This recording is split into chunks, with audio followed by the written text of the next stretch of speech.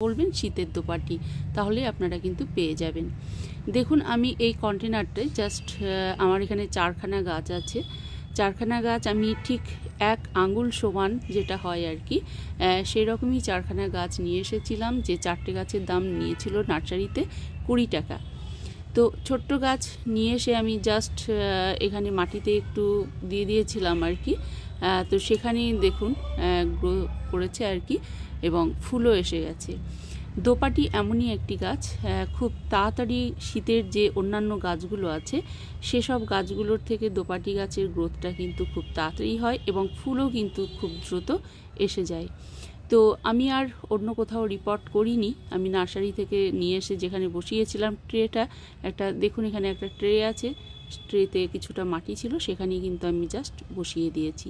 এখন যেহেতু ফুল এসে গেছে আমি আর রিপোর্ট করার কথা ভাববো না, এখানেই ফাইনাল আর কি থেকে যাবে। তো বন্ধুরা আপনারা যদি চান তো আপনারা শীতের দোপাটি বিভিন্ন কালারের আপনারা কিন্তু নিয়ে এসে আপনাদের কিন্তু বাগানে কিন্তু বসাতে পারেন। আর এই যে দোপাটির বিভিন্ন কালার মুগ্ধ করে, অনেকটাই মনে হয় গোলাপ ফুলের মতো, ছোট্ট ছোট্ট গোলাপ ফুটে আছে, খুব সুন্দর দোপাটিগুলো। আমার এখানে মূলত 2টো কালার এসেছে, এখনও কিন্তু আরও 2টো গাছে কিন্তু ফুল এখনও ফোটেনি। এবং এই যে বীজটা হয়, এই বীজ থেকে সহজেই কিন্তু প্রচুর পরিমাণে চারা তৈরি করা হয়। আপনারা আদারওয়াইজ আর একটা যেটা করতে পারেন, এই পোর্শান থেকে, এই যে নোডের পোর্শান থেকে কাঁচি বা ব্লেডের সাহায্যে আপনারা কিন্তু ডগাটা কেটে নিয়ে যদি মাটিতে বসিয়ে দেন, অনায়াসেই কিন্তু আর একটা নতুন চারা গাছ কিন্তু আপনারা পেয়ে যাবেন। তো অত্যন্ত সহজলভ্য এবং খুব সুন্দর গাছ আর কি দোপাটি গাছ। দোপাটি গাছ আপনারা অনেকেই পছন্দ করেন, অনেকেই সঙ্গেই পরিচিত এবং অত্যন্ত সাধারণ একটি গাছ দোপাটি, কিন্তু এটা মনে রাখবেন এটা হচ্ছে শীতের দোপাটি, খুব সুন্দর, বিভিন্ন কালারেরই আপনারা পেয়ে যাবেন। আপনারা যদি পছন্দ করেন নার্সারি থেকে নিয়ে এসে অবশ্যই আপনারা করতে পারেন। আপনারা ব্যালকনিতেও করতে পারেন, যেখানে অল্প আলো হাওয়া বাতাস যেখানে আর কি আসবে সেখানেই কিন্তু গাছটি কিন্তু হয়ে যাবে, কোনো অসুবিধে নেই। আর আরেকটা কথা, দোপাটি গাছ কিন্তু পোকামাকড়ের আক্রমণটা একটু কিন্তু বেশি হয়। তো পোকামাকড়ের আক্রমণ যখন হয়ে যাবে তখন আপনারা হয়তো চেষ্টা করলেও খুব তাড়াতাড়ি কিন্তু পোকামাকড়টা আপনারা দ্রুত সরাতে পারবেন না।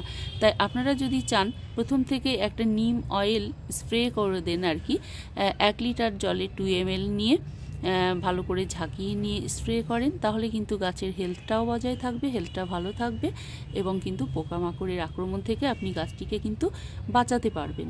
তো ঠিক আছে ভিউয়ার্স, আপনারা এইভাবেই পরিচর্যা করুন আর জলটা একটু বুঝে সুঝে দেবেন, জল নিষ্কাশন ব্যবস্থা যাতে ভালো থাকে সেই চেষ্টা করবেন, সেভাবেই গাছটা আর কি বসাবেন এবং পরিমিত আর কি জলটা দেবেন যতটুকু প্রয়োজন।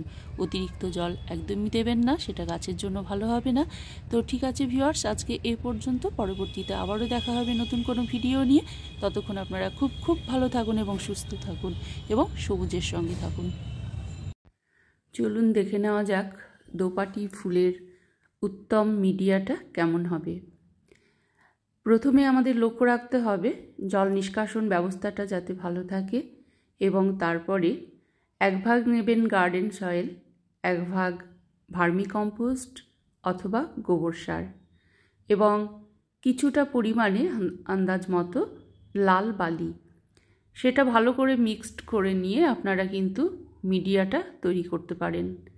এবং গাছটা বসাবেন বিকেলে এবং গাছটা বসানোর পরে টব ভর্তি করে জলটা দেবেন। তারপরের সময় থেকে জলটা কিন্তু বুঝে সুঝে দিতে হবে, অর্থাৎ মিডিয়াটা খুব ভেজা থাকলে জলটা দেবেন না, একটু ড্রাই হবে তারপরে কিন্তু জলটা দেবেন। এই গাছের গ্রোথ অনেক বেশি ভালো হয় আর কি, এবং খুব বেশি ফুল পেতে গেলে আপনারা যেটা করবেন সেটা হচ্ছে পাকা কলার খোসা শুকিয়ে নিয়ে সেটা 2 দিন ভিজিয়ে রেখে জলটা দেবেন, অর্থাৎ জৈব পটাশের কাজ করে কলার খোসা। এবং যেটা করবেন সেটা 10 দিন অন্তর অন্তর সর্ষের খোল ভিজিয়ে রেখে সেটা পাতলা করে জলে গুলে নিয়ে সেই জলটা কিন্তু তরল সার হিসেবে দোপাটি গাছে দিয়ে দেবেন। এতে যেটা হবে সেটা হচ্ছে প্রচুর পরিমাণে আপনারা ফুল পাবেন গাছের গ্রোথটা অবশ্যই ভালো হবে এবং গাছ সহজেই কিন্তু তার ডালপালা কিন্তু বিস্তার করবে। দেখুন এখানে খুব সুন্দর ফুলটা আপনাদের সঙ্গে শেয়ার করা হয়েছে। তো এইভাবে আপনারা জৈবভাবে আপনারা গাছটা করুন। সর্ষের খোলের তরল সারটা দিন, সেটা 10 দিনে একদিন কিংবা 15 দিনে একদিন, এবং পাকা কলার খোসা যেটা শুকিয়ে জলে ভিজিয়ে সেই জলটা কিন্তু দেবেন। এটা কিন্তু জৈব পটাশের কাজ করে প্রচুর পরিমাণে ফুল পেতে।